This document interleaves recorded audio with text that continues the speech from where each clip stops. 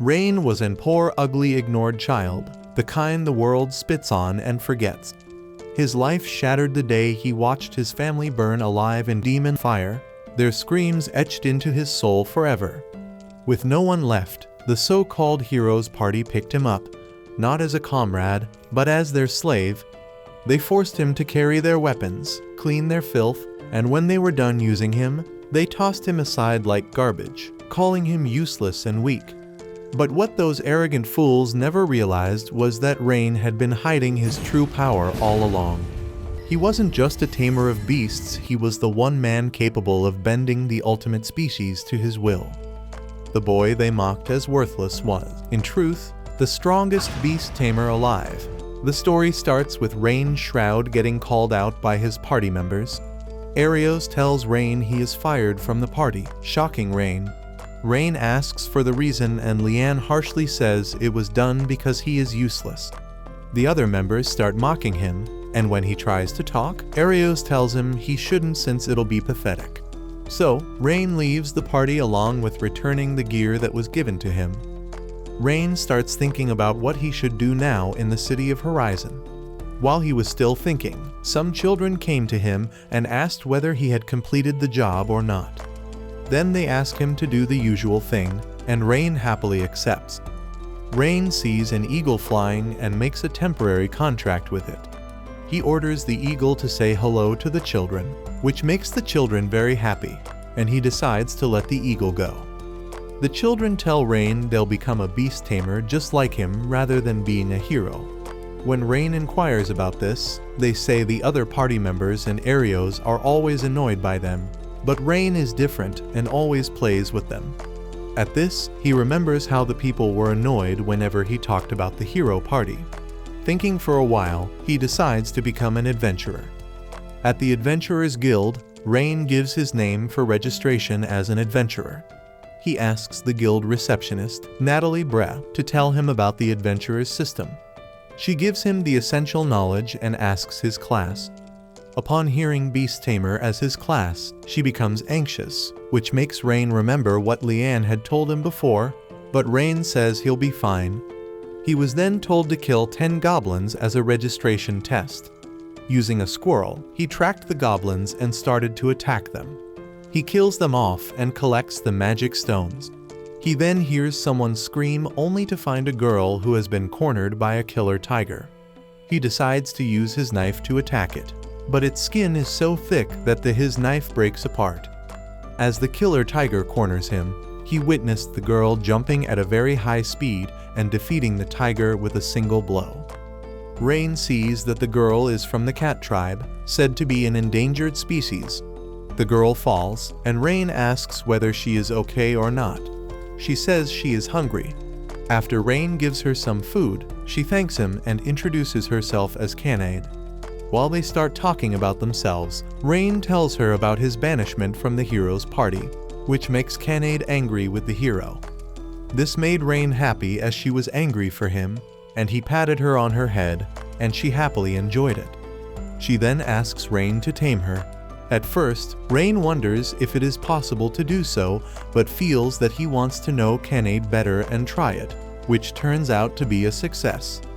Kanade and Rein are shown searching for herbs to collect for the guild registration process. Rein decides to use a rabbit and makes a temporary contract with it, much to Kanade's surprise.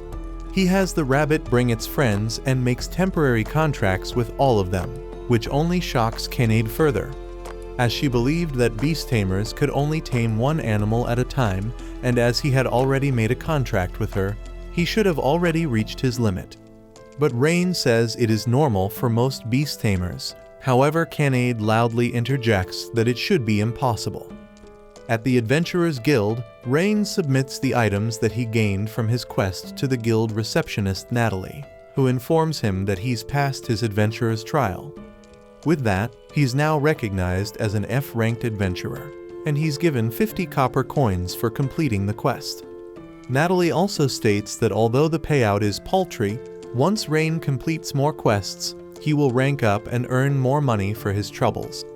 With ranking up in mind, Rein notes that he'll need lodging and, to achieve this, would need to earn more money. Later, Rein meets with Kanade in the cafeteria, where he informs her that he's an official adventurer now and asks if she'd like to accept a quest. As Kanade happily accepts, a man approaches the two and takes an immediate interest in Kanade because she is a cat spirit. When the man tries to court Kanade, she refuses, claiming that she belongs to Rein because he's her tamer. Finding it hard to believe, as cat spirits is one of the ultimate species, the man challenges Rein to an arm wrestling contest with Kanade as the prize. Despite his hesitancy, Rein accepts the challenge and instantly wins, much to his surprise. Just then, Natalie arrives and, after observing the situation, apologizes to Rein and notes that the guild was aware of the man's antics and was considering suspending his license. Taking care of the man, Natalie formally apologizes on behalf of the guild. However, her inner voice leaks out when she asks Rein how he managed to tame Kanade. This makes both Rein and Kanade shudder in fear, and Natalie regains her composure and takes away the man. After Natalie left, Rein wondered how he became so strong, and Kanade explains that it was because he made a contract with her. As a result, his strength was amplified in return. Rein's strength is basically as strong as Kanade's, and Rein is a bit surprised by this as no one back in his village had this experience before.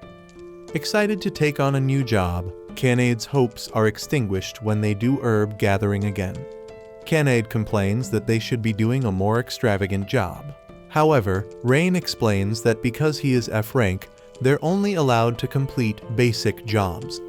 Although psyched to do her best so they could gain more experience and rank up, Rein forms a temporary contract with some horned rabbits once again to collect their quota of herbs.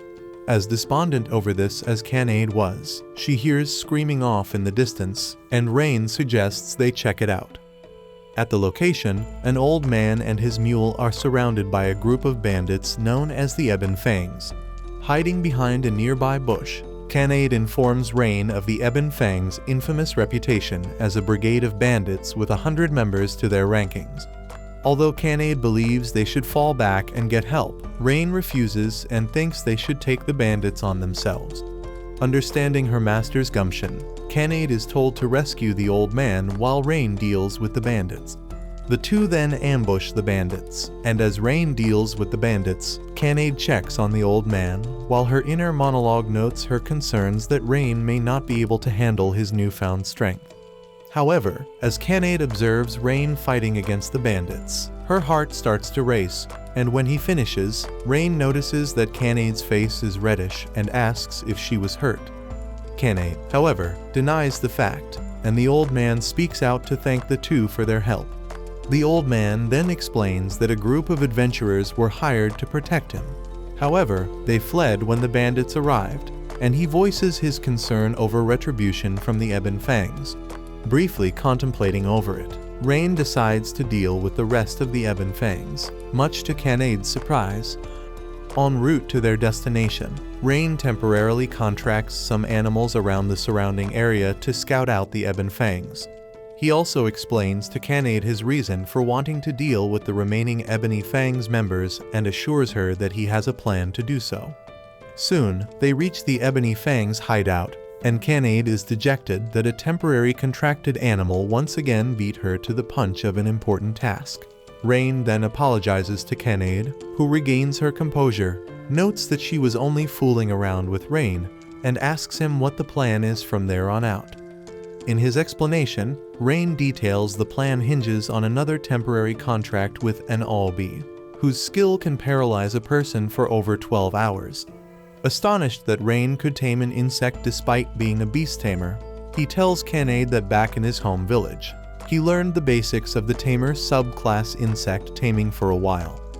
As astonished as Kanade was, she's ordered to return to the town and get some reinforcements while he has the Albis handle the Ebony Fang members.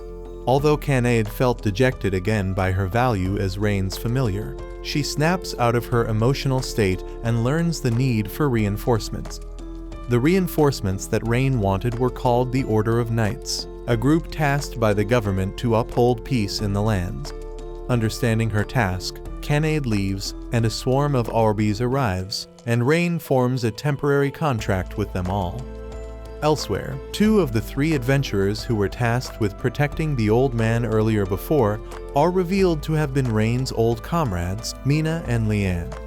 The 2 curse their situation and how Arios and Agath were sucking it up with the nobility while they decided to take on jobs as adventurers. They then redirect their frustrations to the Beast Tamer they were partnered with, blaming their situation on his inadequacy as a Beast Tamer. However, in his defense, the Beast Tamer claims that the demands of the 2 were far too complex for him to accomplish. He also claims that their notion that a Beast Tamer can tame over 20 animals is impossible, which Leanne considers to be a lie and holds the Beast Tamer responsible for their failure. The Beast Tamer flees after being threatened by Leanne to take responsibility for their failure. She internally refuses to believe that Rein is any higher than the garbage she thought him to be. Returning to Rein's side, his Orbeez deal with the remaining Ebony Fangs members and Kanade arrives with reinforcements. As the reinforcements handle the paralyzed bandits, Rein notices that only adventurers are there and not a single member of the Knights of Order. One of the reinforcements reveals that the Knights of Order had no time to deal with a bunch of cutpurses. At that moment, a trio of Berserk King lizards break through their wooden cage and attack the Ebon Fang members and then Rein. Through the combined efforts of Rein and Kanade, they manage to take down the monsters, allowing the adventurers to carry the Ebony Fang members out of the area. Eventually, Rein and Kanade exit the Ebony Fang's base with Kanade holding onto the King Lizard's magical stones, and they're then praised for their accomplishment by their fellow adventurers. The praise sits well with Rein, who recalls being kicked out of Arios' party for being useless and is thankful for Kanade's help. Although Kanade was elated that they have actual beds to sleep on, Rein was flabbergasted that they have to share a room together thanks to the innkeeper. Rein's narration explains how after they turned in the bounty on the Ebony Fangs, they were recalled to the Adventurers Guild. There, Natalie informs Rein he's been promoted from F rank to E rank, and they were given a sizable reward for their efforts.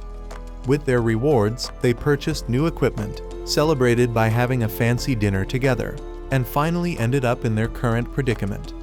Despite his apprehension, Rein agrees to share the room with Kanade for the night. And as Rein sleeps, she contemplates how fortunate she is to have been found by Rein.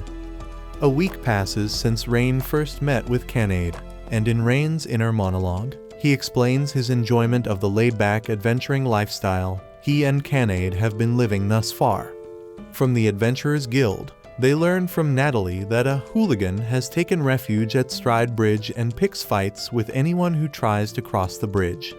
Enticed by the 5 gold rewards, Rein accepts the quest and immediately heads to the bridge with Kanade. Shortly after they arrive, a red dragon flies overhead, lands close to the 2, transforms into a female humanoid, and proclaims its desire to fight them.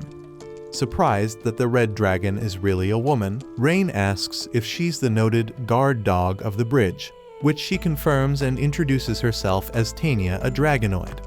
Apparently, Tania was using the bridge as a training ground for training, and Kanade explains to Rein that it's a form of pilgrimage to dragonoids, and Tania confirms it.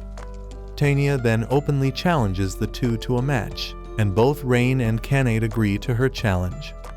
The battle starts with Tania throwing a punch at Rein, who barely defends against it. Impressed by this feat, Tania then breathes fire at the 2, setting Kanade's tail on fire. Because of this, Kanade fights against Tania, and Rein watches in amazement at how Kanade can fight against Tania on equal footing. To help Kanade, Rein tries to attack Tania, but she catches Rein as he soars in the air, grabs Kanade, and throws them into the air while preparing to breathe fire at them again. However, they manage to dodge the attack by working together, earning Tania's praise. Noting the difficulty of facing off against Tania and how he needs to fight like a Beast Tamer, Rein asks Kanade to buy him 3 minutes to prepare. Without hesitation, Kanade agrees to help and faces off against Tania as Rein forms a temporary contract with a bird and asks it to call for reinforcements. After this, Rein takes over, and with the birds he contracted, they attack Tania, who becomes immobilized after they attack her. Rein then reveals that the birds are called pedo, and their plumage is poisonous. Tanya surrenders, incapable of fighting further, and Rein asks her to come with them. Questioning what would happen if she refused, Rein answers that he doesn't know but comments on what a fix he'd be in if Tanya doesn't comply. Amused by the response, Kanade pokes Tanya into submission, making her agree to the demand. Afterward, Rein and Kanade report back to Natalie at the Adventurers Guild, and before Tanya can introduce herself, Rein stops her and abruptly leaves the guild in a hurry. Outside, Tanya draws attention to herself, and both Rein and Keed stop her from revealing she's a dragonoid. On the outskirts of town, Tanya is disciplined by Rein, who allows her to leave, but admonishes her from starting any trouble again after this. However, Tanya, who had taken a liking to Rein, suggests that he tame her as well, to which he begrudgingly agrees and forms a contract with her.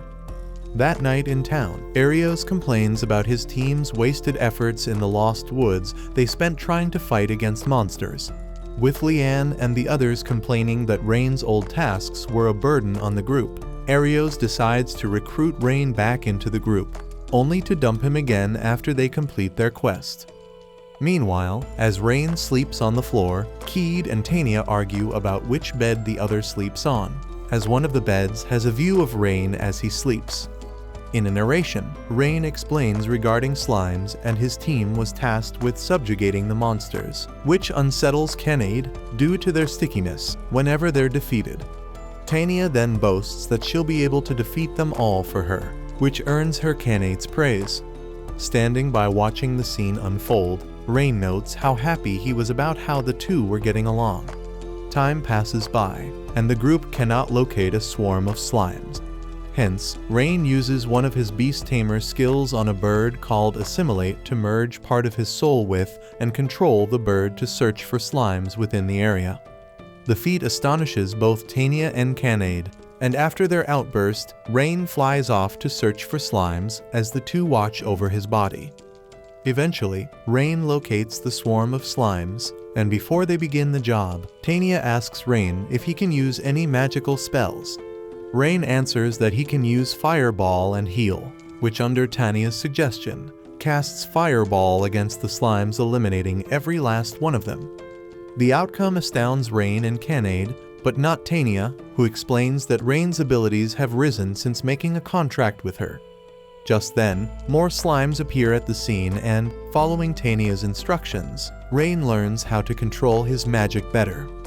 Afterward, Tanya and Kanade talk to a little girl outside the Adventurers Guild, informing her that they successfully completed a slime subjugation quest. Rein then joins the two girls, and after a stroll through the town throughout the day, that night, the group enjoys dinner at a restaurant. Once they're finished, Rein reveals the background of his home village and how it was lost one day due to a monster attack.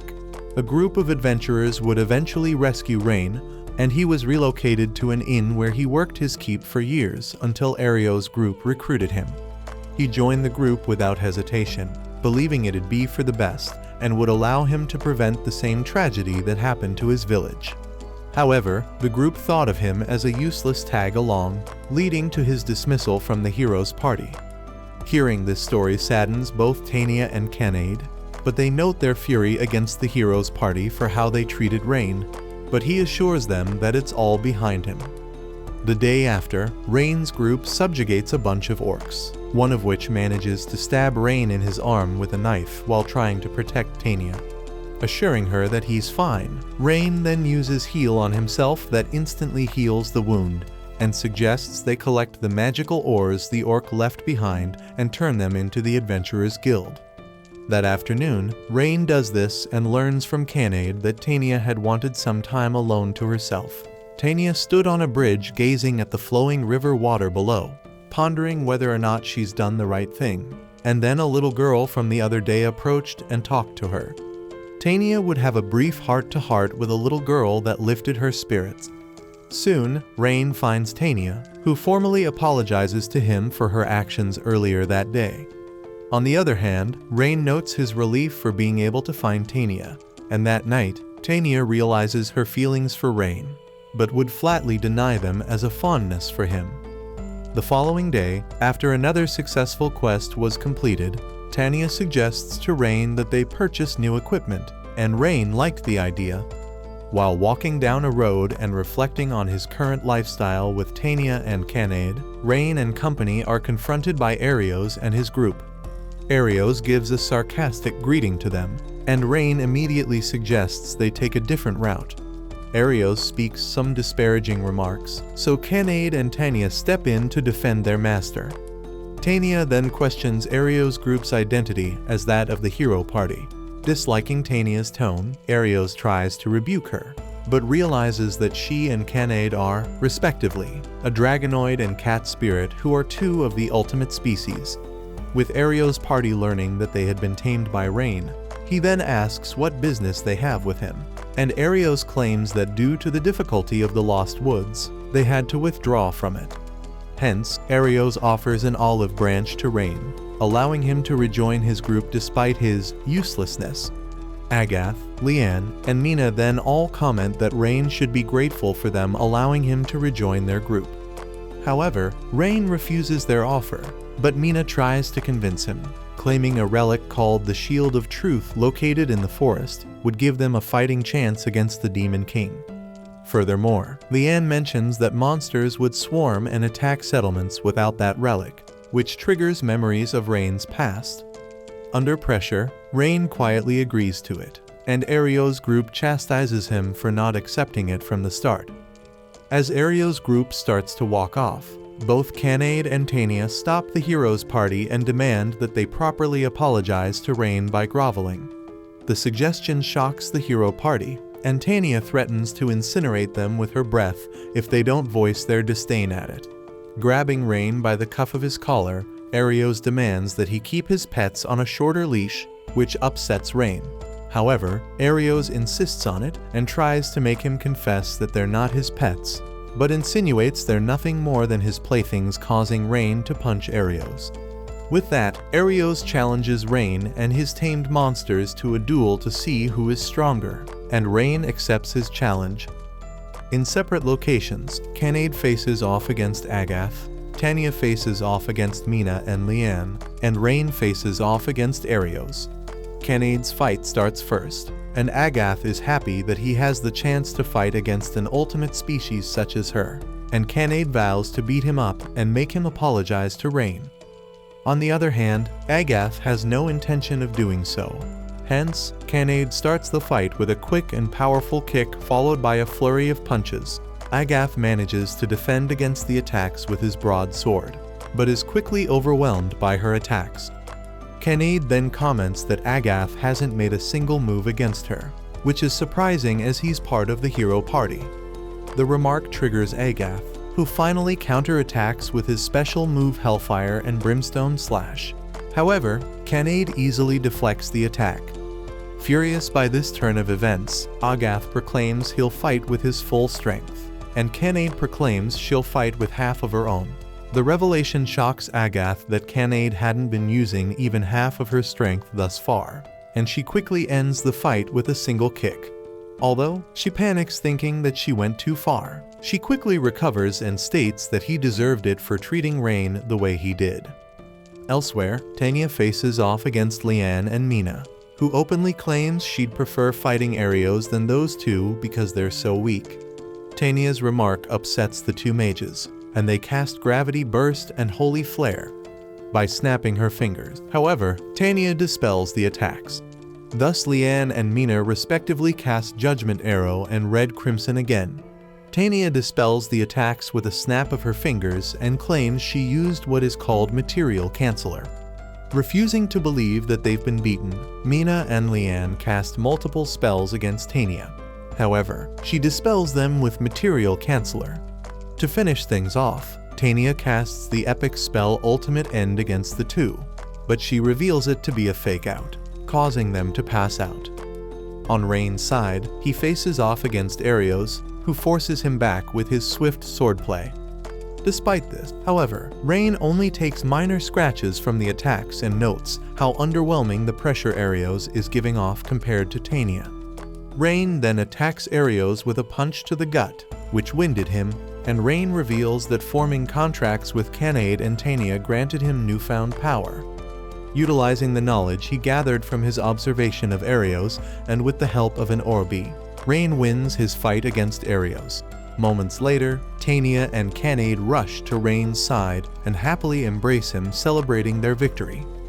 Rein and his party arrive in the dark and dreary Lost Woods, where the Shield of Truth is said to be located at. A flashback reveals that after Arios' group was defeated by Rein's, they apologize for their misbehavior. Tania also intimidates them into making their apology sound more sincere, and Rein accepts their apology. With that out of the way, Arios explains the Shield of Truth's current situation within a monster's hands in the Lost Woods. Despite Kanade's and Tania's rebukes of how Arios' tone of voice sounded as if he was still acting pompously, Rein nonetheless agrees to accept the task. In the present, Rein assures his two companions of the importance of finding the Shield of Truth for Arios' group. To start their search, Rein assimilates with a bird via a temporary contract to scope out the area, leaving Kanade and Tania in charge of looking after his body. Immediately, Rein locates a pathway leading to their goal, but when they follow it, they get lost despite taking the correct path. Tania casts Material Search to investigate the surrounding area and leads them to a tree emitting illusionary magic, where Tania asks Kanade to knock it down. Before Kanade can, a disembodied voice demands they leave that place, and from the tree, a fairy appears before them. Although Rein tries to introduce himself and state his group's intention, the fairy refuses to listen and warns them that she'll expel them from the forest if they don't leave. Heeding this warning, Rein, Kanade, and Tania flee back into the woods to discuss their encounter with the fairy. Kanade recalls that a monster inhabits the tree, and Tania suggests they still break down the tree to remove its illusionary barrier. However, Rein insists he visit and talk with the fairy alone. Approaching the fairy again, Rein tries to start a conversation with her, who threatens to hurt him if he doesn't leave. On the other hand, Rein accepts the threat as he's confident in his ability to negotiate with beasts. As he said, Rein takes and is hurt by the fairy's illusion arrows, perplexing her as Rein's actions contradict how she's known humans to act. Rein admits he's human, but not all of them are the same, but the fairy sends off a second barrage of illusion arrows only for Kanade and Tania to protect Rein. Both of them then try and reason with the fairy, but get into an argument midway concerning how Kanade's initial approach. Intrigued by the group, the fairy drops her hostility towards the group. Asking for Rein's name, Rein reveals it to the fairy, who, in turn, introduces herself as Sora and agrees to listen to their plea. From their conversation with Sora, it's learned that the barrier blocks the entryway to the fairy village and that her people protect the Shield of Truth. Learning the Shield of Truth was needed to defeat the Demon King, Sora fetches and gives it to Rein. Despite Rein's offer to help her in return, Sora flatly rejects it, noting she was merely following the ancient pact between the fairies and the original hero.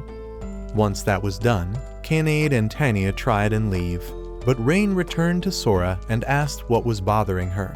Hesitant to answer, Sora is coaxed by Rein, Kanade, and Tania to talk about her twin sister Runna and their job to protect and maintain the barriers that lead into the fairy village.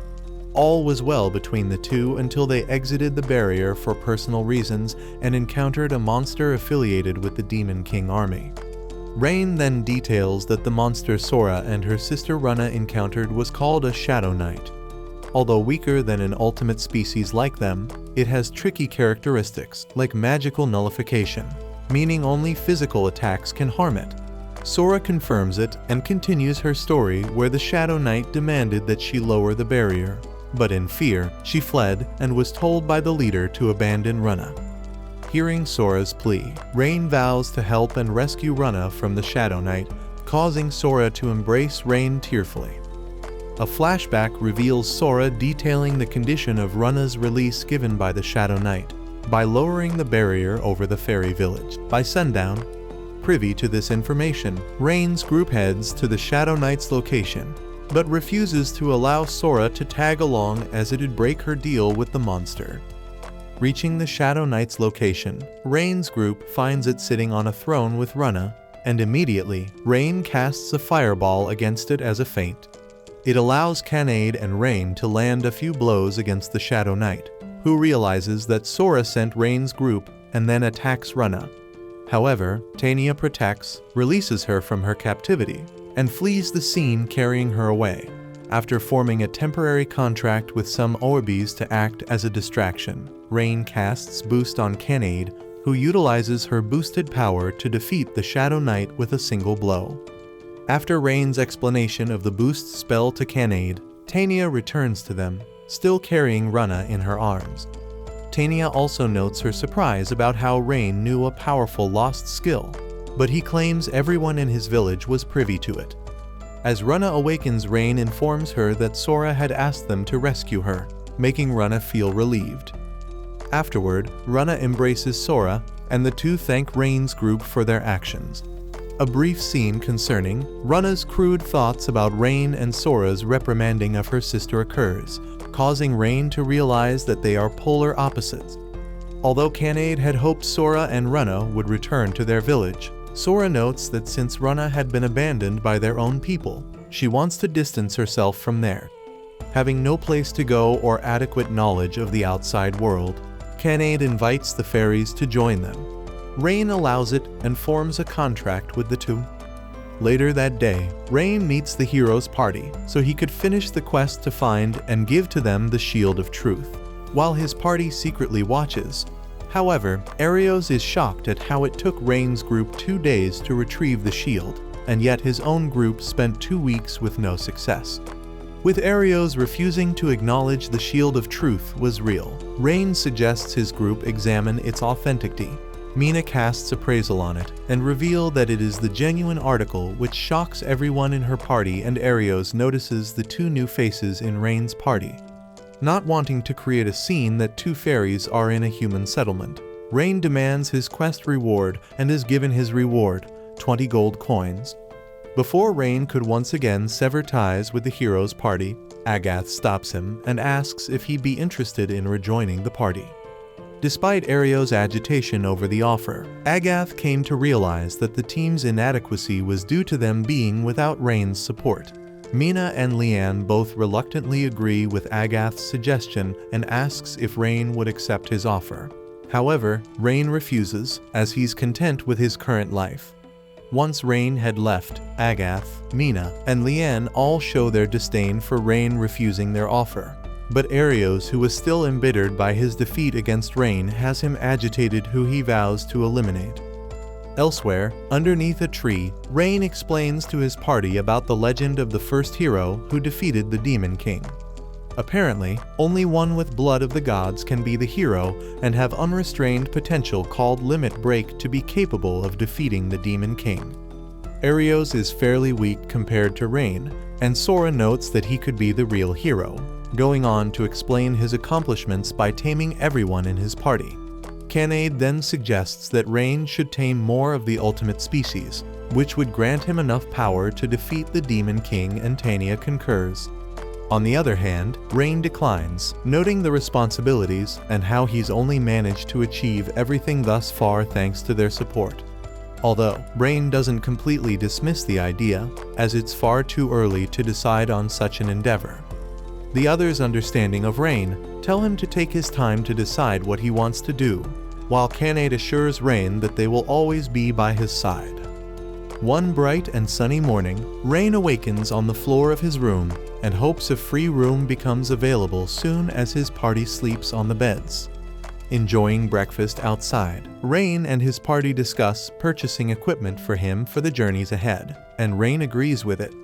While walking down the streets of the town, Runna and Sora are alert of the people figuring out that they're fairies. This changes after Rein assures them that they'll be fine, and after witnessing the interactions between Kanade and Tamed with some familiar faces. However, when a few children approach them, the girl from the group notes that Runna and Sora are Rein's new wives, which irks Sora. Also, Runna nearly reveals she's a fairy by casting magic, only to be stopped by Rein and Sora. Afterward, the group heads to a weapons store and is greeted by its rough and gruff dwarven owner Gantz, who suggests they pick out a weapon of their choosing. Rein checks out a dagger and notes the odd feeling it projects. A male customer enters the store wanting the store's best sword, and Gantz picks one out for the customer who purchases it. Once the customer left, Rein confronted Gantz about how all his weapons were of poor quality, and the owner confirmed it. Rana and Sora then belittle Gantz as a petty swindler, but he stands up for himself and shows them his best weapons for sale. When asked why he sold his last customer a paltry weapon, Gantz claims it was a test of gumption with weaponry. Furthermore, Gantz explains that most customers waste swords and toss them away when a newer model is released, which would damage his blacksmith spirit. Tamed then has a reciprocating moment with Gantz about their mutual ideals. Once that was settled, Gantz asked how Rein knew his weapons were different. Rein then details his experience as a Beast Tamer, which relied on astute observation of animals, and would unconsciously observe his surroundings. Impressed by Rein's explanation, Gantz agrees to make a custom weapon for him. However, he reveals that he lacks the materials to do it. Eventually, the group head to the Adventurers Guild, where a large group of adventurers are shown crowding around the bulletin board. Natalie informs them that Arios was in Horizon, seeking to recruit new support members. The news doesn't hamper Rein's mood, and he introduces Rana and Sora to Natalie. Rana alludes to Natalie that her relationship with Rein is deeper than a natural one, shocks her, making Rein disconcerted and trying to explain things properly. Progressing things, Rein submits a formal quest from Gantz requesting mithril ore.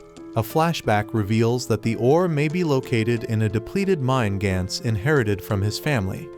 Getting assured and pepped by his team, Rein agrees to search Gantz's mine for the ore, and the two formally introduce themselves to each other. When inquired about how much gold he'd like to receive for the quest, Rein requests a new weapon to be made instead, which elates Gantz. En route to their destination, Rana and Sora become exhausted by the long trek because of their lack of stamina. Hence, Rein locates a nearby lake, allowing his teammates to take a refreshing bath there. He also contracts a couple of squirrels to watch the ladies and notify him if any trouble arises. However, as Rein is taking a rest, he hears Kanade scream, rushes to their location, and learns a fish had bitten Kanade's tail. Rein realizes that he had accidentally seen the girls naked, causing them to scream in embarrassment. The situation causes Sora to become perturbed, and Rein is shown to be extremely remorseful for his actions.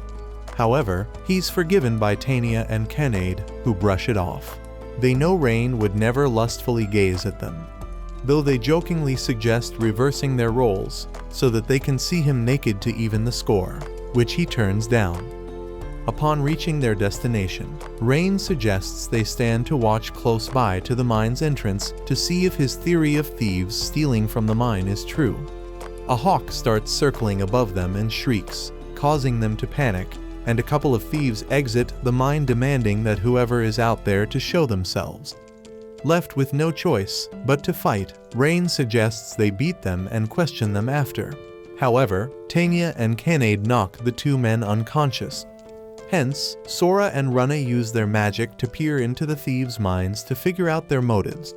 They learn that Rein's theory was true and that the thieves are associated with 5 other adventurers within the mine. Afterwards, Sora and Rana request a head pat from Rein due to them learning from Kanade and Tamed that his head pats are second to none. The twins enjoy Rein's head pats, while Kanade and Tamed are left envious and jealous of the situation. Rein reveals that he suspects that one of the adventurers was a Beast Tamer from the hawk he spotted was acting as a lookout. Inside the mithril mines, the thieves inside are alerted by their comrades' defeat by the group's Beast Tamer, who vows to avenge them.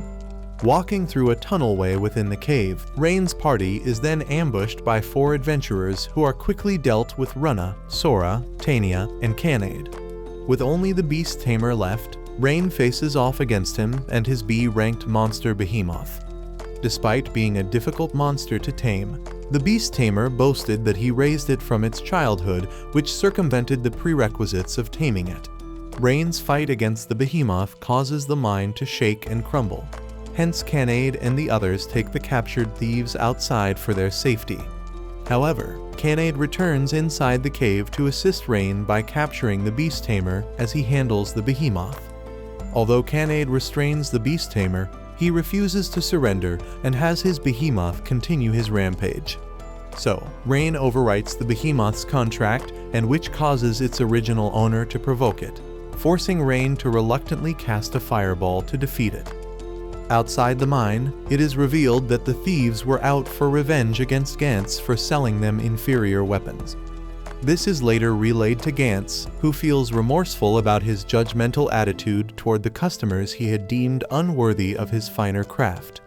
Gantz claims his actions make him a failure as a craftsman, and Rein agrees, but asks that he make amends by pouring his soul into weapon making again. Moved by Rein's words, Gantz promises to deal honestly with his customers and weapons again. To start his new endeavor, Gantz asks what kind of weapon Rein wants, and he answers he'd like a new dagger and gauntlet. Meanwhile, Arios with Mina Closeby reject an applicant for the Beast Tamer job they posted, citing his inadequacy in skill for taming an ultimate species. As Arios laments over another failed applicant, Mina internally reflects on how Arios failed another worthy applicant because they didn't match Rein's caliber. Worried that their stalling hinders their responsibility for defeating the Demon King, Mina asks Arios if he'd amend the criteria for the job post. Mina's suggestion gets an apprehensive response from Arios, so she backtracks it, noting her holy vow to God to follow the hero, and leaves it at that. Alone, Arios pulls a cursed ring from his desk and plans to use it to get revenge against Rein. The following day, Rein visits the Adventurers Guild and learns the ore thieves' fate from Natalie, which disheartens him. Exiting the guild, Rein details the news to Runna and Sora, who console the dispirited Rein. Thankful for their kind words, Rein suggests they take a walk before returning home, and they happily agree. Walking down the town street, Rein purchases hot dogs for them all, and Runna and Sora enjoy them. After they're done eating, Runna and Sora ask Rein if had obtained any special skills or abilities by forming a contract with them. However, Rein was uncertain if he did or not, which disconcerts Runna and Sora, but they believe Rein could have obtained ultimate magic, which is greater than advanced or epic magic. Once again though, Rein didn't know if he had obtained any new spells, causing Runna and Sora to feel even more depressed. Rein then cheers up Runna and Sora by telling them he doesn't care if they give him new skills or abilities and appreciates their company. The compliment perplexes Runna and Sora as their village once abandoned them, and as of now, have yet to display any notable accomplishments since joining his party. Asking why Rein still treats them with dignity and respect, he answers that the lack of trust in his former party caused his expulsion. Hence, Rein wanted to learn from his mistakes and build trust with his new party. Pleased by Rein's answer, they decide to get more hot dogs, but are stopped by a pompous man accompanied by two guards who demands Runna and Sora's names. The pompous man's presence alerts the crowd, and after the fairies give their names, he proclaims he'll make them his. Although met with disdain by Runna and Sora's rejection toward him, the pompous noble only declares his love and desire for them even more. Rein then steps in and demands to know the name of the pompous noble, who introduces himself as the Lord of Horizon's son Edgar Fromware. Despite the fairy twins rejecting Edgar's demand, Edgar surrounds the group with his soldiers and asks again if they will agree to his offer, which Rein once again rejects on their behalf. Hence, Edgar orders his soldiers to attack him, but Rein promptly defeats them. Backed into a corner, Edgar orders the remainder of his soldiers to hold the surrounding people as hostages. Disgusted by how Edgar views his subjects, Rein awakens his fairy magic capabilities and rescues the hostages using a multi-cast fireball spell on the soldiers. This forces Edgar to flee the scene in shame and has Rein's group be met with praise by the citizens. However, one lady in the crowd warns them that they should leave Horizon for their safety as a cloaked individual watches them from afar. Later, at the inn, Runa and Sora relay what had happened earlier to Kanade and Tania. It's speculated that Rein's magical control had dramatically improved by forming a contract with the twins. Their conversation then changes to Edgar's shady background involving him kidnapping and torturing women for his amusement. Edgar apparently gets away with his dirty deeds thanks to his father's influence as Horizon's lord. While the Knights have investigated the accusations against Edgar, they've sadly found no evidence of any crimes committed. After deliberating over what to do, it's ultimately decided that Rein and his party will defeat Edgar and save the city. That night, at the Fromware Manor, Edgar talks with his father, and after he excuses himself, Edgar pays his knight Gillet to take care of Rein. Once he's gone, Edgar summons a slave servant of his and proceeds to beat her for not meeting his outlandish expectations. The following day, Rein and Kanade visit the Order of Knights HQ to file a formal complaint against Edgar. However, the complaint was formally rejected as the complaint was already reported as a minor scuffle and would not be investigated further.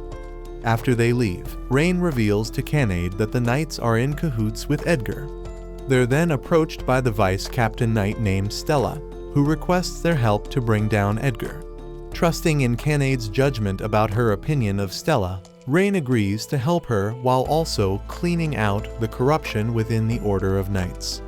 To catch the corrupt Knights in a trap, Stella enlists help from some trusted Knights in her division, and Rein gets his new gauntlet from Gantz.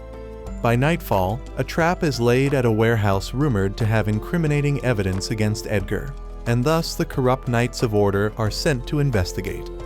Once they enter the warehouse, the entrance is sealed off, and the Knights, aside from Gillet, are knocked out.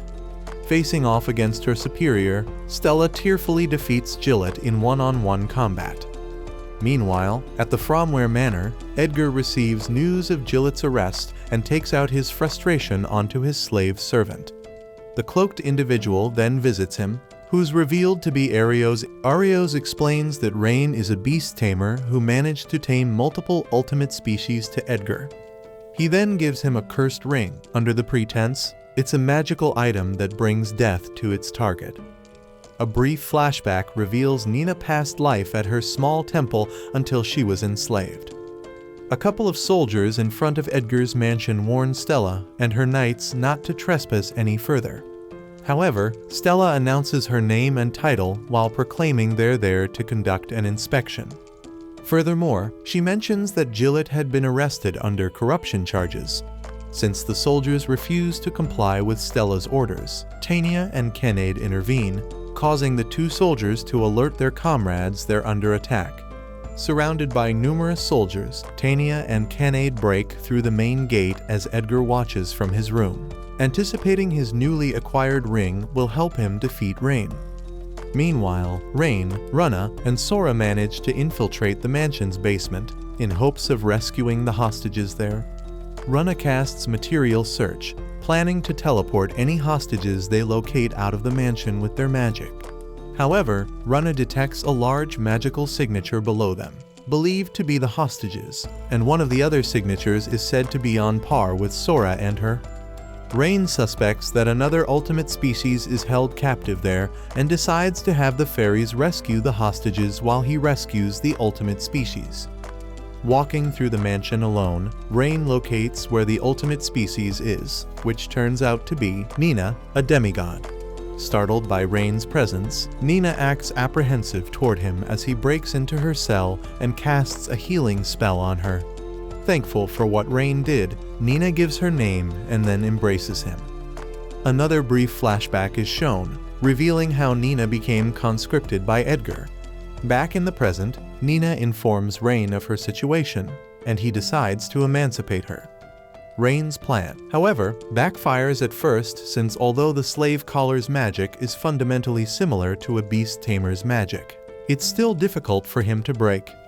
By utilizing the power granted by his tamed friends, Rein manages to break the slave caller's spell, which frees Nina. Outside, Stella, her knights, Kanade, and Tania all continue dealing with the soldiers surrounding the area and are soon joined by Runna and Sora. The fairies inform the others that they've rescued the hostages, who are now at a safe location. Hearing this invigorates both Kanade and Tania, who continue their onslaught against the soldiers. In his room, Edgar reassures his father that he'll handle the situation alone. In the mansion's foyer, Rein, carrying Nina on his back, regroups with Stella's group, who claim Rein had seduced another girl, much to his chagrin. At the same time, Edgar's father enters the foyer and is ordered by Stella to surrender. He, however, refuses and is captured by Rein's wire from his gauntlet. Immediately, Edgar appears and, using the ring that Arios gave him, summons a reaper that stabs him in the chest with its scythe. Standing atop the mansion's roof, Arios gloats about Rein's supposed death and claims he'll now be able to rest easy. After Arios disappears into the night, Rein is revealed to be unharmed by the Reaper's attack. Sora mentions that Rein was just hit with an instant death spell, yet it did not affect him. Hence, Runna casts a poison affliction spell on Rein, which doesn't work, and it corroborates her hypothesis that Rein is immune to status effect magic, which is the second power he received from their contract. Watching from the banister, the despondent Edgar watches the conversation between Rein and his party, while internally lamenting how an entitled noble such as him had failed. Refusing to accept the outcome, some dark, ominous energy escapes from Edgar's ring that engulfs him and transforms the noble into a demon. Rein, seeing this, is both frightened and enraged, as this caused him to remember that the monster that destroyed his village was in fact a demon. The demon leaves Edgar's mansion to target the townfolks below, and determined to stop it, Rein and his party pursue it. However, Rein has Stella and Nina avoid confrontation with the demon in favor of helping the townsfolk. Rampaging through the town, the demon is stopped by Kanade and is confronted by Rein's group. Their first efforts against the demon prove futile, and to even the odds, the demon summons monster reinforcements. Despite their efforts to defend themselves against the monsters, the demon casts a spell that destroys parts of the town, setting it on fire. In retaliation, Runna and Sora pin the demon in place with a light magic spell as Rein boosts Kanade and Tania's powers. The two then launch a barrage of punches against the demon, followed by a light spell that flung the demon into the sky. Kanade then launches the demon to the ground with a gut punch. However, all they managed to do was blow off its left arm. It then proceeded to summon more monsters and prepared to destroy Horizon. Hence, Runna and Sora volunteered to use their magic to teleport the townsfolk to a safe location. Meanwhile, Mina informs Arios about the rampaging demon in Horizon. However, he refuses to take any action against it, as their main priority is the Demon Lord. Leanne concurs with Arios against Agath and Mina's concern about the demon situation, but ultimately concedes to Arios' logic. Unbeknownst to the group, Arios was the one responsible for the demon's appearance in hopes of getting revenge against Rein.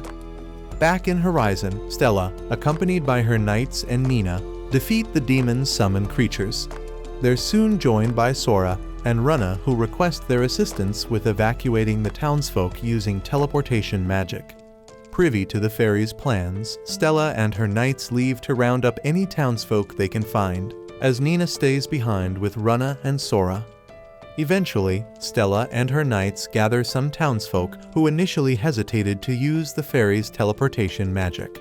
However, a few familiar faces of the fairies convince them enough to trust in the fairies. Before the second wave of people could be teleported, a pack of the monsters arrived. Returning to Rein's group, Kanade and Tania become exhausted by fighting against the monsters, but soon get help from the town's adventurers. As that goes on, Runna deals with the newly arrived reinforcements, and Sora teleports the remaining townsfolk to safety. Feeling inadequate, Nina joins Rein's group in hopes of helping them. Both Kanade and Tania realize that Nina could use her demigod powers to teleport Rein close enough to the demon so he could confront it. Carrying Nina on his back, Rein uses Nina's teleportation magic to confront the demon, and after casting Boost on himself, he magically restrains the demon. In doing this, Rein becomes afflicted by the demon's influence, but manages to overcome this and overwrites the control over the demon's monsters. Enraged, the demon breaks free from his restraints and tries to attack Rein, but is overwhelmed and defeated by its turncoat monsters. Once the demon was defeated, Nina became too exhausted to keep the two in the air, causing them to fall to the ground. Before they crash land, they're caught by Tanya. 3 days pass by since the demon rampaged through Horizon, and its townsfolk start rebuilding the town. Stella had since been appointed the new knight's captain. As for Gillett, his accomplices and Edgar's father were moved to the capital to receive formal punishment for their corrupt actions. Nina also learns that the people from her village were transported to another location, but she hopes to meet them again one day. As for the remaining party members, they all help with the reconstruction of Horizon. At the inn Rein's party stayed at, Nina officially becomes a part of the group. Later, at the Adventurers Guild, Rein and the group learn from Natalie and Stella that the knights are allying with the guild. From there, Natalie informs Rein that his party has officially been promoted to C rank due to his recent achievements involving Horizon. Nina is also formally introduced to Natalie, who affectionately cuddles her. Once that was settled, Rein mentioned his group was seeking advice for their housing situation. Hence, Natalie suggested they purchase a house. After some consideration, Rein agrees to the proposal, and they all go house hunting. All but the final house Natalie shows them matches everyone's individual requirements. However, Natalie is called out for showing the house last despite it matching their favors, to which she confesses that the house is haunted. Natalie also mentions various incidents that have occurred at the house that have dissuaded people from buying it. Therefore, Rein decides to investigate the place before deciding on purchasing it. Upon entering the living room, a disembodied voice demands to the group to get out, and a maid ghost appears before them. Taking action, Sora and Runna cast Holy Circle on it. However, it briskly dodges it. The group then comes to realize that said ghost has no means of attack, and it decides to haunt the terrified Kanade. This proves to become her undoing, as despite ghosts being immune to physical attacks, Kanade's fear allows her to transcend such a weakness. After chasing the ghost around the house, Sora and Runna cast Sacred Seal around the room to prevent any escape from astral beings. Before the ghost could possess Rein, he uses his power as a ghost tamer to stop her, a feat he learned in his childhood from a neighbor of his. At Rein's mercy, the ghost is asked by Rein to talk things over with him and his party. The ghost introduces herself as Tina and discloses a bit of her backstory. In the end, Rein decides to purchase the house. Meanwhile, the heroes' party walk the streets and are met with disdain by its townsfolk. They attempt to get some supplies donated to them. However, the townsfolk all reject them, as the heroes' party neglected to help them during the demon's rampage. Enraged by the townfolk's attitude toward them, Arios attacks a fruit seller's stall and leaves, upset that they favor Rein more than him. Back at his home, Rein returns home with Kanade and enjoys a feast for dinner.